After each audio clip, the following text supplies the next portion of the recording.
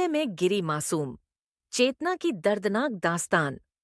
कोतपुतली के एक छोटे से गांव में 3 साल की मासूम चेतना अपने घर के आंगन में खेल रही थी।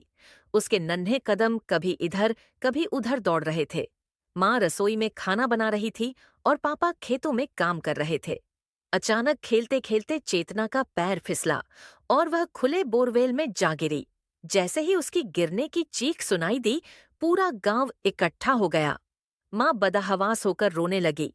पिता ने बोरवेल में झांक कर उसे पुकारा, पर अंदर से सिर्फ हल्की सिसकियों की आवाज आई। गांव वालों ने तुरंत प्रशासन को खबर दी और कुछ ही घंटों में बचाव दल मौके पर पहुंच गया। 10 दिनों की जंग रेस्क्यू ऑपरेशन शुरू हुआ। पाइप के जरिए उसे ऑक्सीजन दी गई, कैमरे से उसकी हरकतों पर नजर रखी गई। पूरा देश टेलीविजन और सोशल मीडिया पर इस मासूम की सलामती की दुआ कर रहा था। मशीनें गड्ढा खोद रही थीं, बचावकर्मी 24 घंटे मेहनत कर रहे थे, लेकिन मिट्टी नरम थी, जिससे ऑपरेशन में देरी हो रही थी। हर दिन उम्मीदों और हताशा के बीच बीतता गया।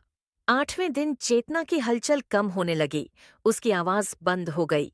माता पिता की आंखें आंसुओं से सूख चुकी थीं, लेकिन उम्मीद अब भी जिंदा थी। 10वें दिन की दिल दहला देने वाली सुबह, अंततः 10वें दिन सुरंग तैयार हो गई। रेस्क्यू टीम बोरवेल में उतरी और चेतना को बाहर निकाला, लेकिन यह कोई खुशी का पल नहीं था।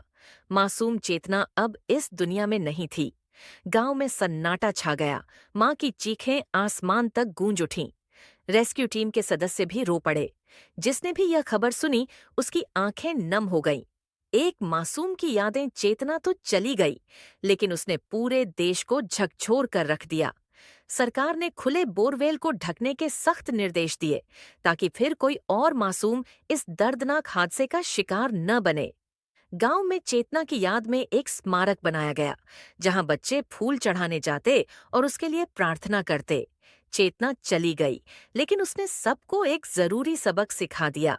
लापरवाही की कीमत बहुत भारी हो सकती है।